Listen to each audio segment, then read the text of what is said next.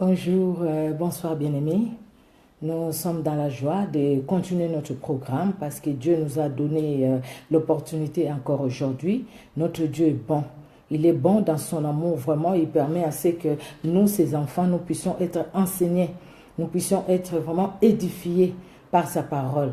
C'est pourquoi nous sommes là. Nous allons rendre grâce à Dieu parce que c'est lui qui nous a accordé cette opportunité. Louons le Seigneur. Merci les saints d'Israël, merci les dieux souverains et puissants, merci les dieux qui sauvent et qui libèrent. En dehors de toi, il n'y a point d'autre Dieu, c'est toi l'unique et le véritable. Merci toi qui nous as gardés depuis le matin jusqu'à 7 heures, Seigneur, toute l'avant-midi et l'après-midi. Seigneur Dieu de gloire, en ce soir, éternel Dieu d'amour, tu es celui qui nous garde aussi, éternel Dieu souverain. Merci pour le souffle de vie, merci pour la force, merci Seigneur pour l'amour dans le cœur, pour toi, pour ton œuvre. Éternel, merci pour les ailes que tu nous donnes, Seigneur, afin que nous puissions faire ton œuvre avec détermination, afin que nous puissions, Seigneur Dieu de gloire, aller de l'avant avec toi, oh le Dieu d'amour. Merci, car ton amour est grand, ta bonté elle est grande, ta fidélité elle est grande aussi, éternel Dieu d'amour. Merci Seigneur, car tu es Dieu, tu ne changeras jamais, oh le Saint d'Israël. Tu es celui qui garde et qui libère, éternel. Merci Seigneur pour la puissance du Saint-Esprit. Merci éternel pour tout. Merci les saints d'Israël. Nous venons à toi, toi qui es saint. Éternel, nous sommes des pécheurs, nous sommes des pécheresses. C'est pourquoi, Seigneur Dieu de gloire, nous te demandons pardon. Pardonne-nous Seigneur, parce que depuis le matin, nous avons regardé, nous avons écouté, nous avons parlé, nous avons réagi, nous avons agi. Éternel, pardonne-nous pour tout ce qui t'a pas honoré en nous, pour tout ce qui a désobéi, Seigneur Dieu de gloire, dans nos vies, là où nous avons désobéi, que ce soit nous-mêmes, que ce soit les membres de nos familles. Nous te prions, Seigneur Dieu de gloire, de nous pardonner. Pardonne-nous vraiment dans ton amour. Laisse que le sang de ton Fils Jésus-Christ nous lave, nous sanctifie, nous purifie. Nous voulons être lavés par le sang de victoire, par le sang de l'agneau, par le sang qui crie plus fort que le sang d'Abel, par le sang de Jésus-Christ qui a été répandu pour chacune de nos vies, Seigneur, pour chacune de la vie des membres de nos familles. Éternel Dieu de gloire, merci, parce que tu es celui qui nous lave, qui nous purifie par ton sang. Merci, Seigneur Dieu de gloire, de nous couvrir de ton sang précieux, du sang de ton Fils Jésus-Christ, que le sang de Jésus forme une muraille de feu tout autour de chacune de nos vies éternelles, et que ces moments soient gardés, protégés par toi, le Dieu puissant. Alléluia. Nous avons besoin, bien-aimés, d'être remplis par le Saint-Esprit. Sans le Saint-Esprit, nous ne pouvons rien faire. C'est pourquoi nous prions le Seigneur afin qu'il nous remplisse de la plénitude du Saint-Esprit. Que le Saint-Esprit nous remplisse, ô éternel Dieu de gloire. Tu fais de nos combats tes combats, de nos défis tes défis. Tu es celui qui t'élève, Seigneur, pour nous justifier, pour nous qualifier, éternel. C'est pourquoi, ô tendre Père, de nous-mêmes, nous ne pouvons rien faire. Qu'est-ce que nous allons dire qui peut convaincre un cœur si cela ne vient pas de toi? C'est pourquoi nous te prions, éternel, de nous remplir de la plénitude du Saint-Esprit. Que le Saint-Esprit nous remplisse. Nous avons besoin de toi, éternel.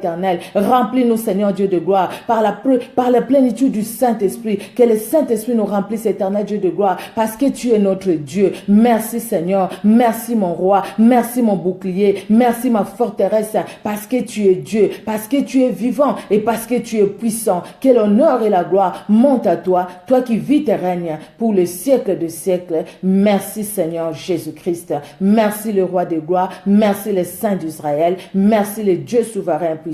Merci Seigneur Jésus. Alléluia. Merci Seigneur. Merci, notre Dieu est bon. Notre Dieu est bon. Il est merveilleux vraiment dans son amour. Nous allons commencer ces moments bien-aimés. Nous avons dit que nous aurons nos programmes mardi et jeudi. Mardi et jeudi de 19h à 19h30. Au plus tard, nous avons fini. Et aujourd'hui, nous voulons parler de la conversion. La conversion. La conversion, c'est quoi? Quand on parle de la conversion, les dictionnaires, l'encyclopédie biblique nous dit conversion, c'est l'action de tourner. Donc, la conversion déjà vient du verbe convertir. Donc, convertir, la conversion, c'est l'action de tourner, changement d'une chose en une autre. Donc, quand on parle de convertir, c'est le fait de passer d'une situation à une autre situation. C'est le fait de passer d'un endroit à un autre endroit. C'est le fait de passer d'une connaissance à une autre connaissance. C'est le fait de passer d'une façon de voir les choses à une autre façon de voir les choses. C'est-à-dire transformer, changer. C'est ça, convertir. Et la conversion, c'est cette action-là de tourner ou de changer d'une situation à une autre situation. Alors, nous allons voir dans la Bible nous parle même des exemples de certaines, des conversions, donc des changements dans la vie de certaines personnes qui se sont converties. Nous allons voir dans la Bible. Nous allons lire la parole de Dieu parce que c'est la parole de Dieu qui nous enseigne toutes les choses. C'est la parole de Dieu. Alors, nous allons voir déjà la conversion des Juifs dans Acte 2. Dans Acte 2, c'est quand Pierre et les autres disciples, ils ont parlé de Dieu, ils ont parlé de ce que Dieu a fait. Et les Juifs qui étaient là, ils avaient les cœurs vivement touchés. Et ils ont même posé la question à Pierre, mais qu'est-ce que nous devons faire? Et nous allons voir maintenant la réponse que Pierre va leur donner. Comment ils ont écouté la parole de Dieu et comment, par la parole de Dieu, au fait, leur cœur s'est repenti. Alors, nous sommes dans Actes chapitre 2. Nous allons lire les versets 37 à 38. Alors, la Bible nous dit, 37 à 38, « Après avoir entendu ces discours, ils eurent les cœurs vivement touchés et ils dirent à Pierre et aux autres apôtres, « Hommes frères, que ferons-nous » Pierre leur dit, « Repentez-vous et que chacun de vous soit baptisé au nom de Jésus-Christ pour le pardon de vos péchés et vous recevrez les dons du Saint-Esprit. » Donc, quelqu'un qui s'est converti, c'est quelqu'un qui a fait une rencontre. Ces gens, ils ont entendu Pierre parler, ils ont entendu les disciples parler, mais les cœurs étaient touchés. Ils se sont dit, écoutez, ce que nous sommes en train de faire, ce n'est pas ce que ces hommes nous disent. Donc, quelque part, nous sommes en train, ce que nous vivons aujourd'hui, ce n'est pas ce que nous devrions faire. Donc, leur cœur était touché. Mais maintenant, qu'est-ce que nous devons faire? Et là, Pierre va leur dire, ce que vous devez faire, vous devez vous convertir. Et quand vous allez vous convertir, c'est-à-dire vous allez changer, quitter la vie que vous êtes en train de mener maintenant et vivre une autre vie. Et en ce moment-là, Dieu va pardonner vos péchés. Et quand il va pardonner vos péchés, vos vies vont changer. Donc là, c'est la conversion.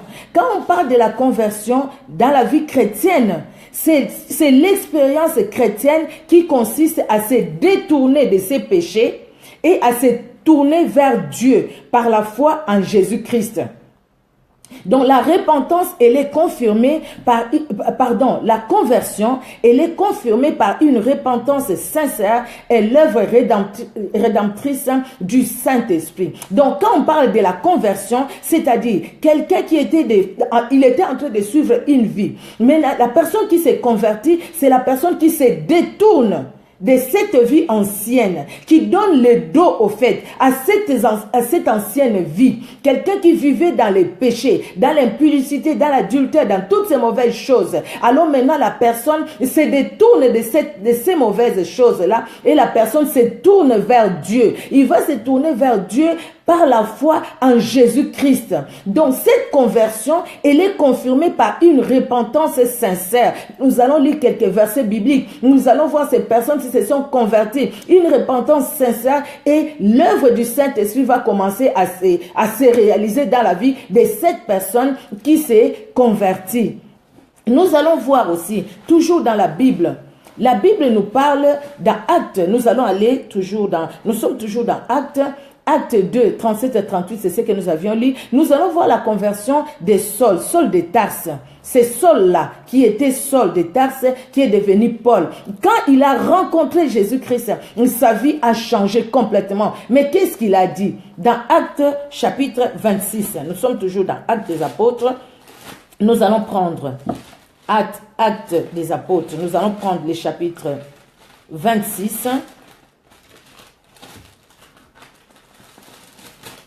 Alors, Acte 26, nous allons lire deux courts versets, 19 et 20. La Bible nous dit, En conséquence, roi Agrippa, c'est Paul qui parle devant le roi Agrippa parce qu'il était accusé, on voulait lui faire du mal.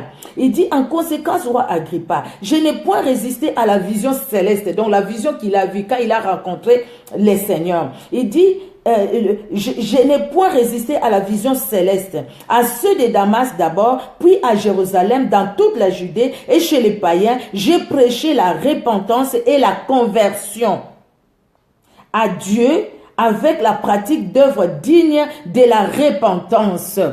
Paul qui dit maintenant, tu vois, moi j'ai rencontré le Seigneur, cette lumière qui m'est apparue. Quand j'ai rencontré le Seigneur m'a donné une mission. Et maintenant la mission que Dieu m'a donnée, moi je suis allé à ceux de Jérusalem et aux autres. Je suis allé maintenant leur prêcher la conversion. C'est-à-dire, ils devaient abandonner la vie qu'ils étaient en train de suivre, d'abandonner la voie qu'ils suivaient, cette voie de péché qui les amenait à la perdition. Et ils devaient suivre la voie qui mène à la vie. Et cette voie, il n'y en a pas deux. La seule voie qui mène à la vie, c'est la voie de Jésus-Christ. C'est la voie de Jésus-Christ qui mène à la vie. Alors, pour aller vers Dieu par la foi en Christ, le premier pas à faire, c'est la conversion. C'est la conversion. Jésus nous invite à nous convertir. Je ne parle pas de la repentance. La repentance, c'est la conséquence qui vient après la conversion. Mais d'abord, la conversion, le fait de rencontrer Jésus-Christ et d'accepter même de suivre ce Jésus-Christ-là. Nous voyons, regardez bien aimés, ça c'est des choses peut-être qu'on a étudiées, des choses que nous voyons. Quand nous voyons un papillon voler, ce papillon-là n'est pas né papillon. Le papillon a commencé par être une chenille. Une chenille qui est passée par plusieurs étapes pour enfin devenir papillon. Mais nous allons voir, jusqu'à sa mort, ce papillon-là va rester papillon. Le papillon ne va plus retourner une chenille. Donc, il reste papillon jusqu'à sa mort. C'est ça, au fait, c'est que Dieu veut que nous puissions comprendre par la conversion. La conversion, c'est quelqu'un qui était d'une vie, qui va quitter cette vie-là pour une autre vie. Quelle vie que tu vas quitter? Quelle vie que nous devons quitter? C'est la vie du péché. Nous devons quitter la vie du péché et suivre maintenant la vie de la sanctification, de la sainteté. Et cette vie, nous pouvons la suivre que par Jésus-Christ. Quitter le royaume des ténèbres pour vivre maintenant dans le royaume de Dieu, dans le royaume de Jésus-Christ. Et quand nous restons, nous nous convertissons, nous devons rester dans cette vie-là. C'est ce que la Bible veut nous dire. La Bible nous parle de quelques exemples de la conversion. Par exemple, la conversion de Lydie. Vous voyez cette marchande de pourpre. Nous allons lire dans Acte 16. Nous sommes toujours dans Acte. Donc, nous retournons un peu en arrière.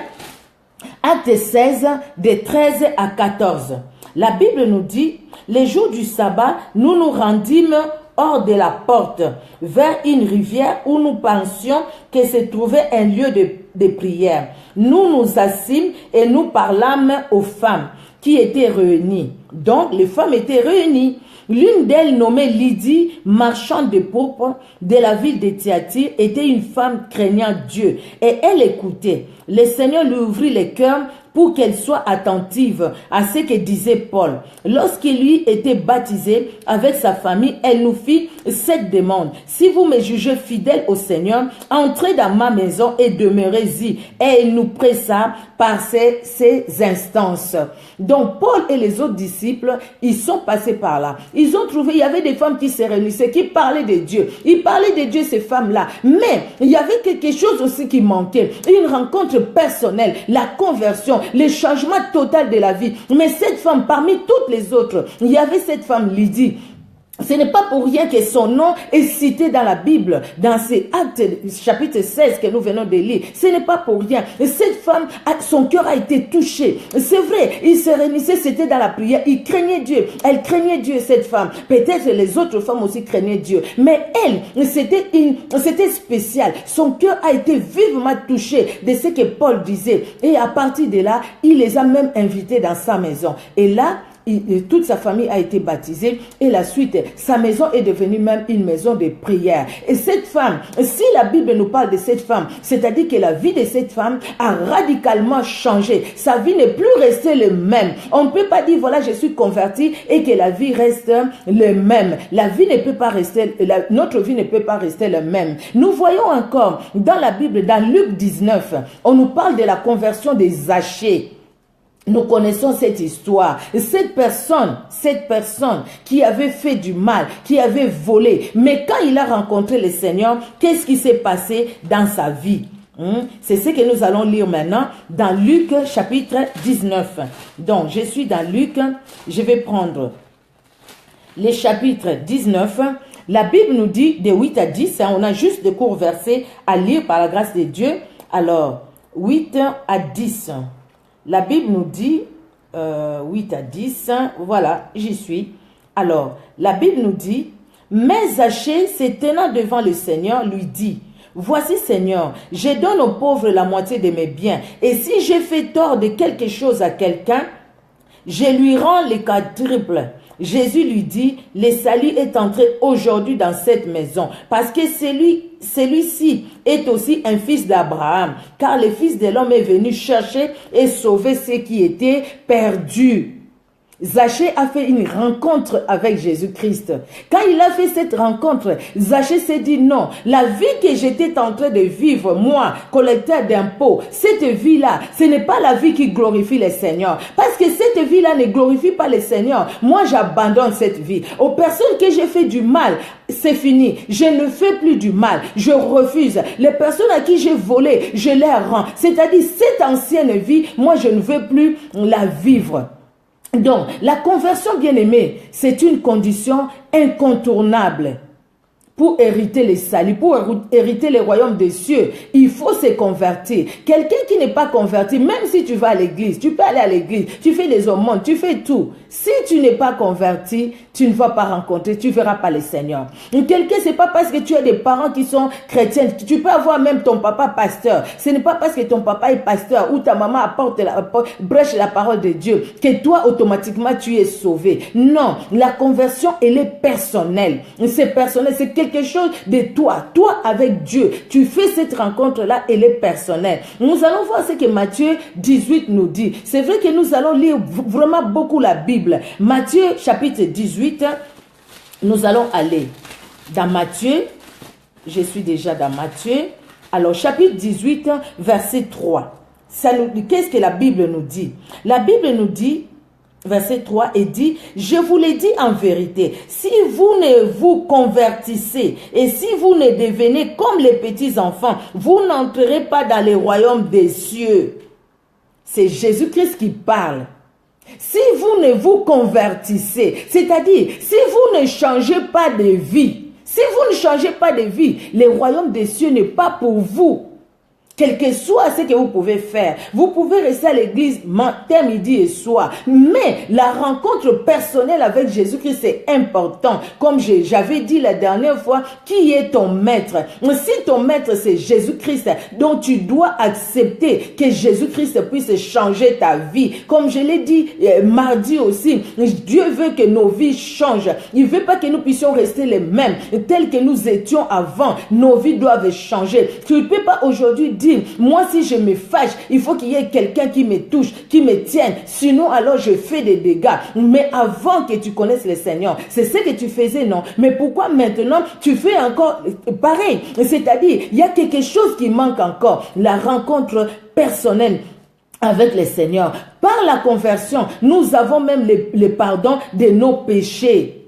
Nous avons le pardon de nos péchés. C'est par la conversion que nous avons le pardon de nos péchés. Et par la conversion, nous accédons même à l'héritage des saints. Parce que Dieu veut que nous puissions accéder à l'héritage des saints. Dieu veut que nous puissions vivre avec lui. Quand il viendra le jour de l'enlèvement, Dieu veut, qu'est-ce qu'il a dit dans Jean 14? Il dit que vos cœurs ne se troublent point. Croyez en Dieu et croyez en moi. Dans la maison de mon Père, il y a plusieurs demeures.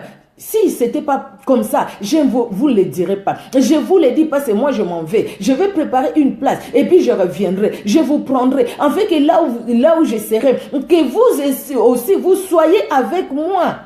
N'est-ce pas merveilleux d'avoir un père comme ça? N'est-ce pas merveilleux, vraiment bien aimé? Donc, dans Acte 26, 18, Acte 25, pardon, 26, 18, alors, Acte 26, 18 nous dit, là c'est Paul qui parle devant Agrippa, je venais de les lire d'ailleurs tout à l'heure, afin que tu leur ouvres les yeux pour qu'ils puissent passer des ténèbres à la lumière et de la puissance de Satan à Dieu, pour qu'ils reçoivent par la foi en moi, là c'est Jésus-Christ qui disait à Paul, le pardon des péchés et l'héritage avec les sanctifiés.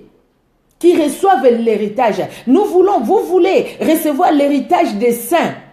Les saints, ce n'est pas quelqu'un ne devient pas saint après sa mort. Quelqu'un est saint pendant qu'il est en train de vivre. Quand tu vis, c'est maintenant que tu vivras la sainteté. Paul dit, je salue les saints de Corinthe et tout ça. C'était pas des gens qui étaient morts. C'était des gens qui étaient vivants. Ce n'est pas après la mort, même si on fait combien de messes ou de cultes, rien ne changera. Même si les gens après 10 ans, 20 ans disent, bah, écoutez, tel sera canonisé, devient saint. Non, ça c'est le mensonge des hommes. Une personne ne devient pas saint après sa mort. Après, non.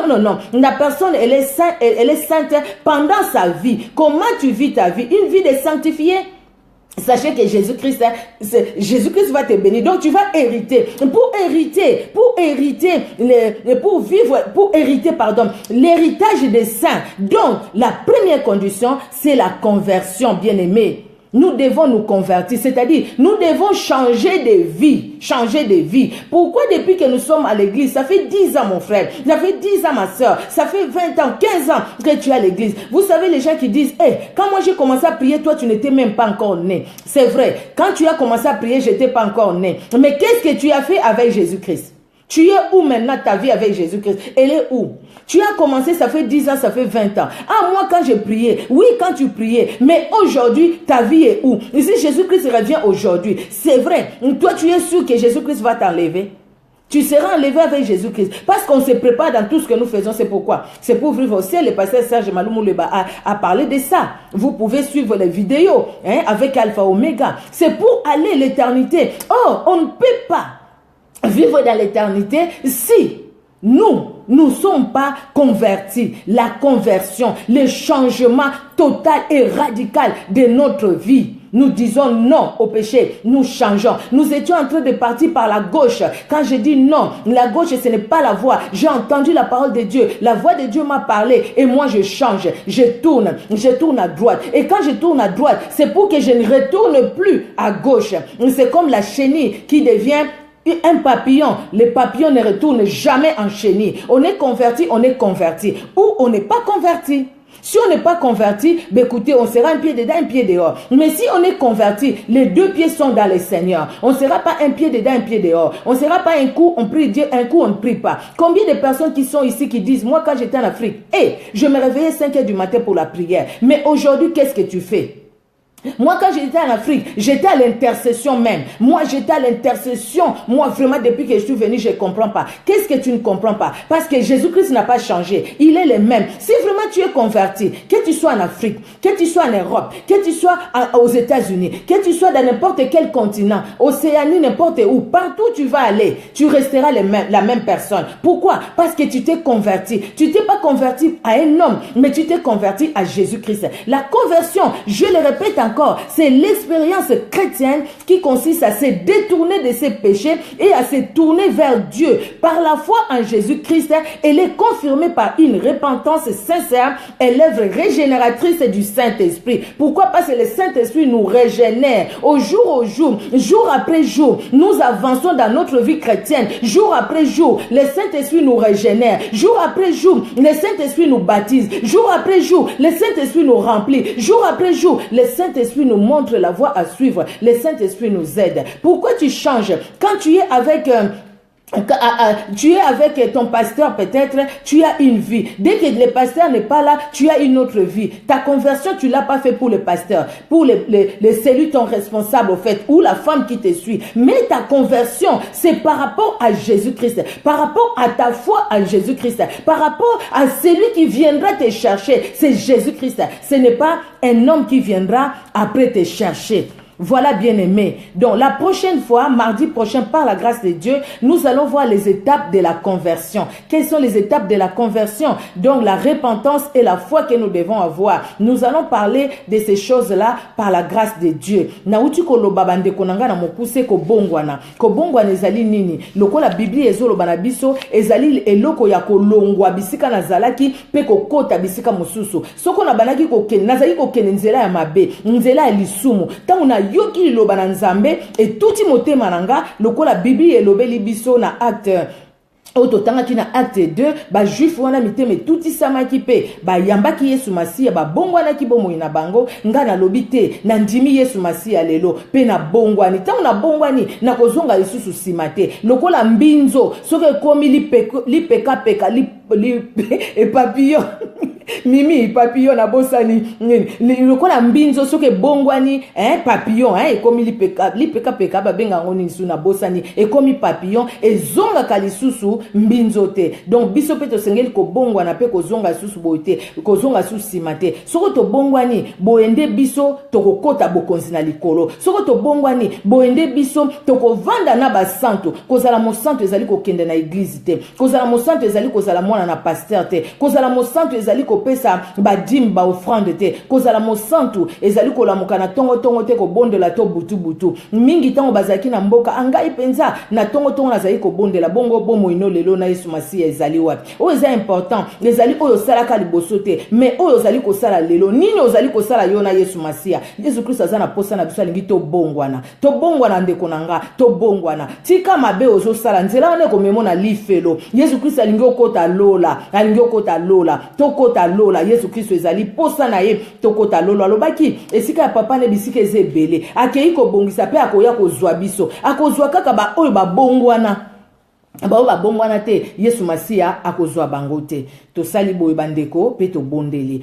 que le Seigneur vraiment nous garde dans son amour. C'est une série au fait d'affermissement que nous venons de commencer. Là c'est vraiment le début. Aujourd'hui nous avons parlé de la conversion. Nous devons passer ça, c'est une condition première même condition pour prétendre au fait hériter les royaumes des cieux, parce que nous devons nous attacher à Jésus-Christ, se détourner du mal et s'attacher à Dieu, à se tourner vers Dieu par la foi en Jésus-Christ, parce que c'est Jésus-Christ qui nous a été donné. Ce n'est pas un prophète, ce n'est pas, quel que soit les noms, ce n'est pas les gens qui disent qu'ils sont Dieu. Il y a des gens qui ont dit chez moi, ils sont Dieu. Ce n'est pas ces gens-là. Ce n'est pas des gens qui sortent maintenant pour dire je suis Dieu. Non, ce n'est pas eux. Mais en Jésus-Christ, c'est Jésus-Christ de Nazareth. Et cette repentance, ce détournement, cette conversion, pardon, elle est confirmée par une repentance sincère et l'œuvre régénératrice du Saint-Esprit. Nous avons besoin du Saint-Esprit dans notre vie et nous allons continuer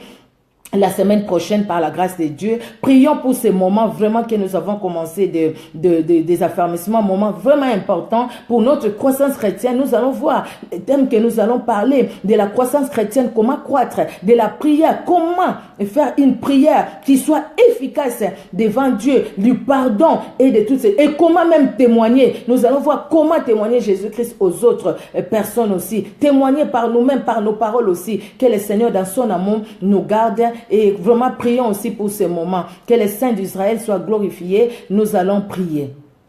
Seigneur Jésus-Christ, merci pour ces courts moments, Seigneur. C'est vrai, tu as été avec nous, Éternel. Tu nous as parlé, Seigneur. Merci pour mes sœurs. Merci, Seigneur Dieu de gloire, pour toute personne qui a suivi, Seigneur Dieu de gloire, ces moments de live et toute personne qui les suivra en différé aussi. Laisse que l'honneur et la gloire montent à toi, car tu es le même. Toi qui vis tes règnes, Seigneur. Merci merci de nous garder fidèles à toi. Merci Seigneur de parler dans nos cœurs, en fait que nos cœurs changent, en fait que nos cœurs, Seigneur, se détournent du mal et se tournent vers toi, car la vie nous l'aurons que en toi, par Jésus-Christ et par la puissance du Saint-Esprit. Merci pour l'œuvre régénératrice du Saint-Esprit. Merci Seigneur Dieu de gloire pour l'action du Saint-Esprit dans nos vies éternelles. Que ce moment soit béni et tout le temps, Seigneur, que nous allons parler de ces affermissements, de ces enseignements, de cette série d'enseignements que nous avons commencé, éternel Dieu de gloire, éternel. Nous voulons vraiment que ta main soit étendue, éternel, dans nos vies.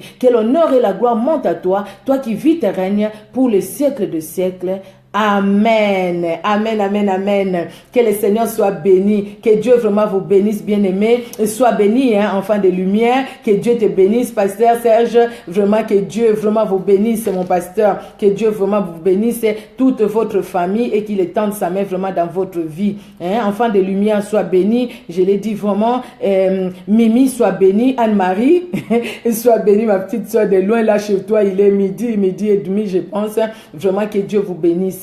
Que Dieu bénisse tout un chacun. Et je bénis toutes les femmes messagères qui nous soutiennent vraiment dans ces moments aussi de prière, hein. Que Dieu bénisse les femmes messagères, que Dieu bénisse l'église de Jésus-Christ, soleil de la vie, que Dieu vraiment bénisse toute l'église et que Dieu bénisse aussi toutes les femmes messagères. Nous vous aimons d'un amour vraiment, d'un amour du Seigneur, que Dieu nous bénisse et à la prochaine par la grâce de Dieu. Déjà à 22h, hein, il y a les lives avec Alpha et Oméga. Soyez bénis et que Dieu nous bénisse tous dans son amour. Au revoir, à bientôt. Au revoir.